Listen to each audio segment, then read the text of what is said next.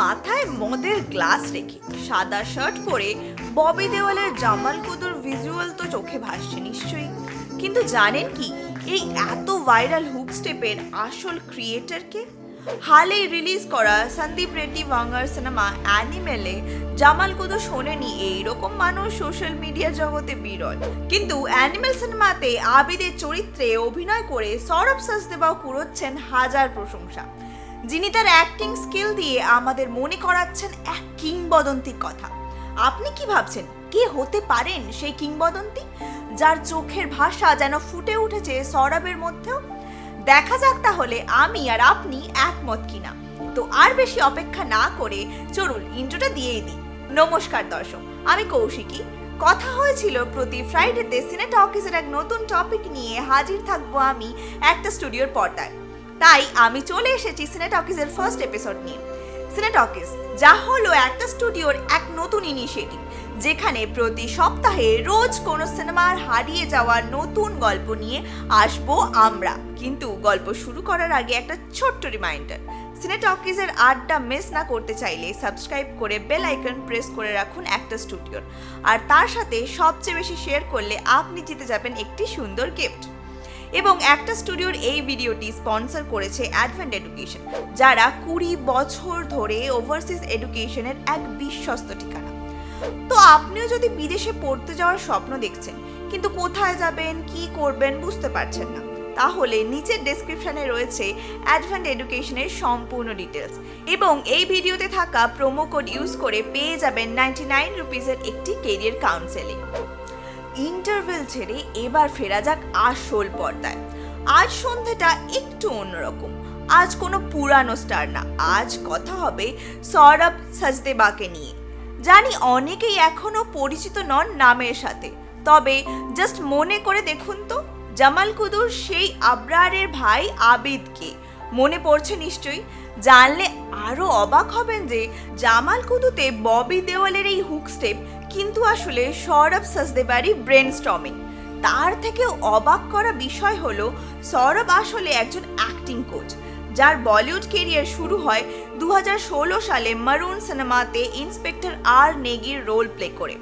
কিন্তু মানতেই হবে যে 2023 is the breakthrough year of Saurabh Sachdeva. 1978 সেপ্টেম্বরে উত্তরাখণ্ডের হলদ্বানি থেকে 2001-এ অ্যাক্টিং কোচ হিসেবে যোগ দেন বেরি জনস অ্যাক্টিং স্কুলে, যার বর্তমান নাম বেরি জন অ্যাক্টিং স্টুডিও। এরপর 2005 থেকে 2016 অবধি উনি চলে আসেন মুম্বাইতে। টানা 11 বছর জন বেরি অ্যাক্টিং স্কুলে অ্যাক্টিং কোচ হিসেবে যাপন করেছেন সৌরভ সাচদেবা।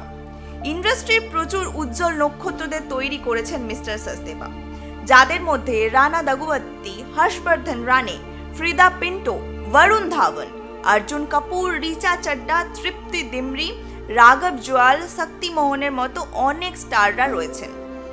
কিন্তু বর্তমানে গোটা ইন্ডাস্ট্রি জুড়ে একটাই প্রশ্ন ভেসে বেড়াচ্ছে, 2020-তে যে ইরফান খানকে হারিয়েছে বলিউড, সেই ইরফান খানের মতো অ্যাক্টিং স্কিল এবং চোখের ভাষা নাকি দেখা যাচ্ছে সৌরভ সাচদেবার মধ্যে।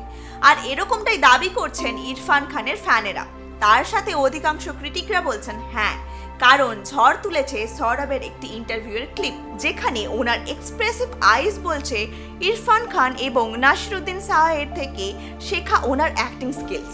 ইরফান খানের প্রসঙ্গ তুলে অ্যাক্টর বলেছেন কিভাবে মুভমেন্ট অনুযায়ী কোনো বডি এক্সপ্রেশন ছাড়াই শুধু চোখের আইবলের মুভমেন্ট করলে কত কিছু বোঝানো যায়। 2018-তে নেটফ্লিক্সে রিলিজ হওয়া সেক্রেট গেমসে সুলেমান এসার চরিত্রে অভিনয় করে দর্শকদের প্রচুর প্রশংসা কুড়িয়েছেন সৌরভ।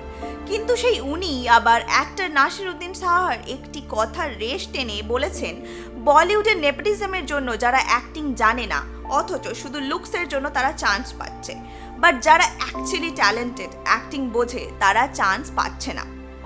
কন্ট্রোভার্সি ছেড়ে এবার একটু কুইক রিক্যাপে যাই ওনার ফিল্মোগ্রাফি নিয়ে। 2019-এ হাউসফুল 4-এ রাজদার চরিত্রে অভিনয় করেন সৌরভ। 2020-তে জি5-এ রিলিজ হওয়া রাত বাকি হ্যায়, যেখানে রেহান মুস্তাফার নজর কেড়েছিল ফ্যান্সদের। 2021-এ ভূত পুলিশে উলেট বাবার চরিত্রে অভিনয় করেছেন, যেখানে ওনার সাথে ছিলেন সैफ আলী খান, জ্যাকলিন ফার্নান্ডেজ, রাজপাল যাদব, অর্জুন কাপুর, ইয়ামি গৌতম সহ একাধিক অ্যাক্টর। 2022-এ গুড লাক জেরি এবং ওয়ার্ড রিলিজ করে ডিজনি প্লাস হটস্টারের পর্দায়। নীনা গুপ্তার সাথেও কাজ করেছেন সৌরভ সচদেবা। এবার আসি ব্রেক থ্রু ইয়ার 2023-তে। করিনা কাপুর খানের সাথে জানে জান সিনেমাতে কাজ করে অজস্র প্রশংসা কুড়িয়েছেন মিস্টার সচদেবা। নেটফ্লিক্সের সার্চ লিস্টের ট্রেন্ডিংয়ে এখন একমাত্র অজিত মাত্রে। এছাড়া 2023-এ হাড্ডি, কালা এবং বম্বে মেরি জানেও ওনার অ্যাক্টিং যথেষ্ট প্রশংসনীয়। তবে কে কি ভাবছে আমি জানি না। ইরফান খানের এক ডাই হার্ট ফ্যান হিসেবে অ্যানিমেলে সৌরভ সচদেবার অ্যাক্টিং আসলেই মনে করাচ্ছে ইরফান খানের কথা। ইন্টারনেট জুড়ে ইরফান খানের ফ্যানরা নস্টালজিয়াতে ভুগছেন, কারণ যেখানে ববি দেওয়াল অর্থাৎ আবরার কথা বলতে পারতেন না, সেখানে ওনার ভাষা হিসেবে কথা বলেছেন আবিদ অর্থাৎ সৌরভ সচদেবা। তো আপনারা যদি আমার সাথে একমত হয়ে থাকেন তাহলে কমেন্ট করে জানাতে ভুলবেন না কিন্তু। আর ততক্ষণ এন্টারটেনমেন্ট আর এন্টারটেনমেন্ট। বেশি বেশি করে এন্টারটেনমেন্ট পেতে ফলো করুন একটা স্টুডিওর সোশ্যাল মিডিয়া পেজ। দেখা হচ্ছে আবার সামনের শুক্রবার আরও এক নতুন সিনেমার গল্প নিয়ে, কারণ আসলেই সিনেমার গল্প আছে ক্যামেরার পেছনে।